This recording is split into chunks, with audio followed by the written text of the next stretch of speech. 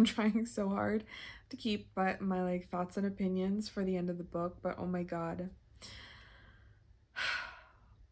So Frederick arrives, and there's almost this like, she's kind of like swept off her feet a little bit by him, like she kind of is maybe experiencing kind of a crush on him, and he's clearly trying to get closer with her, and you see that he's like, he like gives her alcohol, he's getting her on her own, he's getting very close to her physically, he ends up kissing her, and then like the next day, since you know it worked well enough to get her on her own, he gets her on her own again, and he actually raped her. And as I mentioned in my content warning, this author does not shy away from this event at all. It's in unsettling detail, and you see her leave that event just kind of like in this haze and like not sure what to do next. And she feels, I didn't expect to get emotional while talking about this.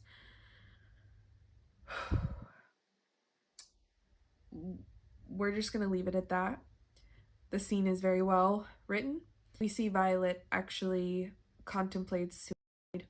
She writes a note, and she's standing like in her window. She's gonna like jump off of the house, and her brother ends up finding her, and she decides not to. Then she finds out that she's pregnant. She actually figures it out at the same time that her father is figuring it out, and of course he's furious. He blames her. He writes to Frederick because he had left immediately after. He like fled the scene the day after he raped her. And so the father writes to Frederick, and Frederick writes back and says, it was all her. I told her we should wait. And so the father's furious, and he's calling her a whore and saying, you know, you're just like your mother. And he ends up taking her to a cottage that's kind of like secluded. I think it's still on the property, but it's in like a secluded corner. And she kind of pieces together. He just takes her there. He like puts some like foodstuffs in the refrigerator and just is like, you're going to think about what you did, and kind of like locks her in. And she starts to piece together that like this is her mother's cottage, and that she was also maybe kind of held prisoner here. And she finds some letters written by her mother, and then she finds Alva's manuscript, everything that we just went over before, and she figures out that she is a Weyward. She has, you know, this connection to nature, and it's magical, and you know, it's something beyond her and her father. As she's reading through the manuscript, she finds the recipe, and she ends up getting rid of her unwanted pregnancy. And again, it's another scene that the author just really doesn't shy away from. We experience her going through this really painful birthing experience, and then her brother shows up. He finds her. This portion of the book just had me like sobbing, because he shows up and he's so sweet and attentive to her, and he helps her kind of like cover it up and get rid of the baby. And then when her father blows up on her and tries to blame her, he comes to her defense, and he ends up being disinherited and kind of disowned because he decides to stand with Violet in her time of need. Some time passes, her father dies, and ends up willing her the cottage, so it's hers now. And she goes on to live like this really wonderful and full life. She travels, she studies insects, and she becomes the woman that she always wanted to be. Something else that happens is she ends up kind of cursing Frederick, because she knows he's there at the manor that she grew up in by himself. And again, just like we saw with Alva and the cows, she just kind of imagines these mayflies essentially like creating an infestation and kind of trapping him and haunting him on his own grounds. We're gonna go ahead and move on to Kate. And remember that we're picking up her story in 2019. We meet Kate as an adult. She's in an abusive relationship with a very controlling man. He decides what she wears, eats, where she goes, what she does. There's not a second of her day that isn't accounted for because he's like constantly tracking her. And their relationship, they have many encounters and none of them are consensual on her part. This man is very he comes across as a very emotionally detached person. He decides that they're gonna have a kid simply because it's what's expected of him. Like, you're just supposed to have kids now that you're in a committed relationship. And so he's forcing her to become pregnant. And she's doing everything she possibly can to keep that from happening. And we see that she's been preparing. She's been kind of putting money away. She has a secret phone, and she recently found out that her great aunt, who she didn't know that well, passed away and left some property to her in her will. And so there's this particularly violent occasion, and she sees an opportunity and she runs. And he didn't know anything about this inheritance, so she knows that like she's gonna be safe if she can just get there.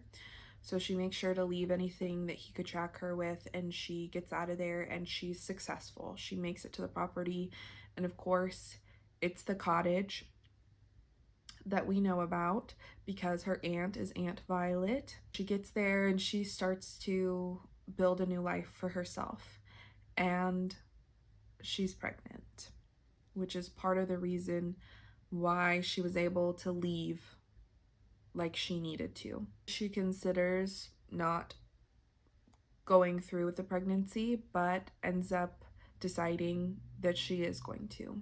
We hear more about this relationship, and it is that typical abusive relationship where, it started off well enough and then things slowly started to change. Friends tried to warn her, and then, slowly she became more and more isolated, and it devolved into something that she could no longer control or, felt like she could actually get out of. And we also learned that this isn't the first time she's tried to leave, and it was very bad previously when she tried. She's starting her new life, and she actually finds out about Violet and Alva, and she starts to hear this Weyward being thrown around. She learns about Frederick and that he's actually still alive, and she goes to visit him and sees kind of the effects of this curse that he had been under from Violet. She kind of puts it together that when Violet died is when the insect infestation ended for Frederick. And he's actually able to put together pretty quickly who she is and who she's related to, and so he is terrified of her and wants nothing to do with her. Through this, she actually is able to reconnect with her mother, and there's some very real moments where she contemplates telling her mother the truth, how abusive the relationship was, and then she just can't get the words out. And then there's a moment where she recognizes that her mother knew the whole time, and the mother apologizes, and she assures her like there's nothing you could have done different, it wasn't your fault, like it happened. So as she's preparing for this baby, she's made some friends. Anyway, she orders something online and she accidentally puts in her old email, and she recognizes it like sometime after it's happened, so she like goes in, quickly deletes it, and like tries to hide the evidence of it. But we find out a couple chapters later, he saw it, he found her, he has her new number, he has her new address, he knows like she bought a baby thing, so he knows where she is and that she's pregnant, and she knows that he's coming for her. And he ends up calling her and is like, I know where you are, I'm coming for you. And so then we have this like really harrowing scene where she realizes like he is going to be here, and she's able to, she hides in the attic. He comes in, he can't find her. While she's in the attic, she actually finds the Alva manuscript and some other things from Violet that ties it all together, and she realizes who she is, who Violet is, who Alva is, and she puts it all together and realizes her own power. And so after hiding in the attic for like hours, she decides she's going to come downstairs. She's like gonna climb out and confront him. And it begins violently. He like throws her against the wall, and then she like kind of unleashes her power, and all of these birds had like, well, birds and insects and everything had like swarmed the house. And so when she like releases her power, they like break through the window and they attack him. They like kind of maul him, and when they finally like dissipate, he's like missing an eye. And by then one of her messages has gotten out, and so she's able to get help from law enforcement, and he ends up going to jail, which is great. We love that. And then we conclude with the epilogue, which we jump back to Violet's perspective, and we find out that she first met Kate when she was 6 years old, and she like knew immediately that she was a Weyward. And so she kind of kept an eye on her. And at one point in Violet's life, she kind of had like a vision that something bad was going to happen. And so she shows up and she ends up kind of intervening and maybe saving Kate's life. But Kate doesn't know, she's not aware of her presence in that situation. And then we see a later instance where Violet is kind of putting her affairs in order, and she wants to find Kate to just kind of like reconnect with her and kind of fill her in on the Weyward ways. But she's unable to get in contact with Kate because of the abusive boyfriend. And so she ends up like putting it in her will that the inheritance goes to her, and that whoever like delivers that information needs to make sure that they talk to her and only her. And that's, she knew that like that would kind of be her saving grace, to be able to have that cottage to go to. So we end on this really nice note, and that's the story. Okay, thoughts and opinions. I have such mixed feelings about this book because I think the writing was phenomenal. I mean, I think I really enjoyed this writer's style and the depth of emotion that she was able to convey. And yet, because of her skill, I hated it. There were just so many aspects of this story that made me so deeply unsettled, which,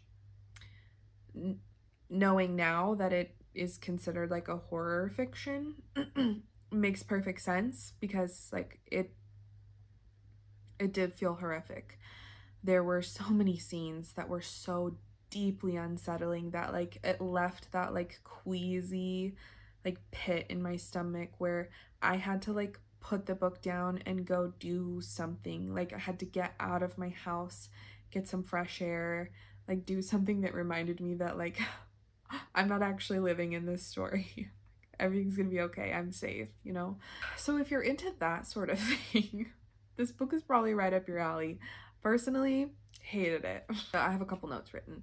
So what I think made her writing so impactful is she has a way of really putting you into the body of the narrator. So as we're going through each woman's story and like they're experiencing these deeply meaningful and like traumatic events, like you're hearing the physical embodiment of what's happening.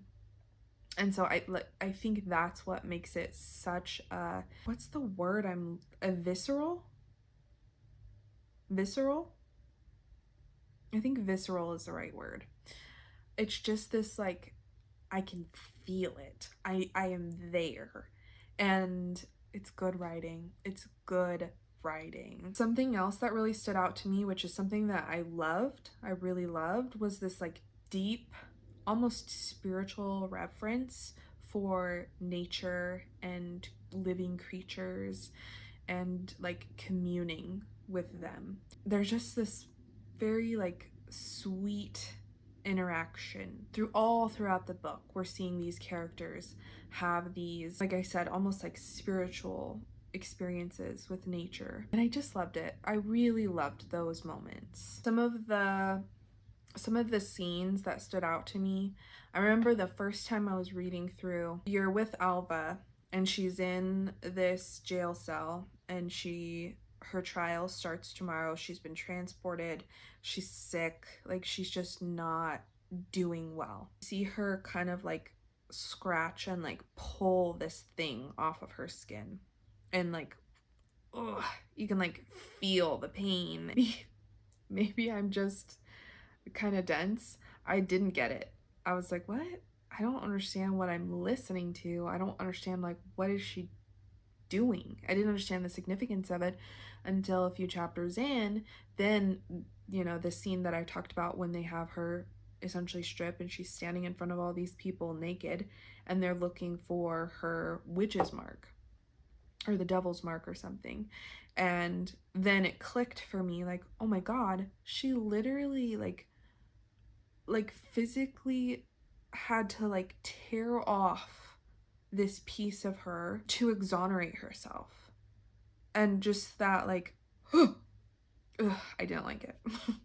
But it stood out as like this very like meaningful moment. And please know, like, as detailed as I've been, I'm not even covering half of what's in this book. So like, if you're listening to this summary and you're intrigued or enjoying any part of this, I do recommend you read this book. I do. It's one of those that, like, I think everybody should read it once. Once is enough, but I do think you should read it once if it's something that you're into. If you have made it this far and you've enjoyed what I've said, I do recommend you reading this book. Something else that I appreciated about this book was the portrayal of these abusive relationships. This author had a way of showing the reality, you know, of how people end up in these relationships, how they start out so great and wonderful, you know, how charming that abusive person begins, and then how it turns, and how each of these women just felt so trapped, and how it is, you know, it feels like such an insurmountable task to be able to get free of these things and to live a normal life after this. I really appreciated the respect and just the honor of how hard it really is to get out of a relationship like that. I thought it was well done. Something I noticed on my second read through, I read through it a second time to be able to do this video, and something that stood out to me that I didn't notice as much through the first read through was, I found Violet's story probably the most personally significant. The relationship between her and her father, and the relationship between her and her brother, and kind of that triangle there of, like, she talks about how she used to be very close with her brother, and that changed when she realized that, like, he was going to have the world that she wanted, or that she wished she could, and that her father seemed so harsh and uncaring about kind of keeping her from greater things just because she was a girl. And then we see her kind of experience this, I would describe it as more of like a curiosity about her cousin, but there's almost this affection that she has for him. As like an outsider looking in, I can see, like, we've got several red flags here already about cousin Frederick, but she doesn't have the information I have, and so we're watching her kind of get sucked in. He's handsome, he is charismatic, and he's paying attention to her, and she's like really drawn to him, and she doesn't really understand why, but she feels it. She feels this draw, and then we see that he is, you know, essentially grooming her and taking advantage of her trust and her naivete, and oh, so unsettling. Oh, I hated it. I hated every moment of it. But I think it brought up some really important, I think it brought attention to some really important behavior that we should be talking about, you know? I think I've talked myself out about this book. I hope I never read this book again. So, who would I recommend this to? Anybody who enjoys horror fiction, gothic, like this kind of like macabre, um, female empowerment, female centered stories. I know sometimes it can be helpful to survivors to read content like this. If you're looking for maybe sort of like a cathartic experience out of a book, I think this might be a good option for somebody. I can't express enough how good the writing was. I know I have already said it. I know I'm repeating myself. I think if you're in a good place to be reading this kind of content, you should read this. I think it is a good spooky fall, autumn vibes read. I do recommend it. It is a good book. And I'll just leave you with one final mention.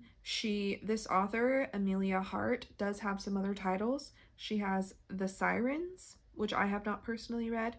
She also has His Repulsion, a billionaire workplace romance. Honestly, after reading this book, I want nothing to do with that. I gotta be honest. I'm just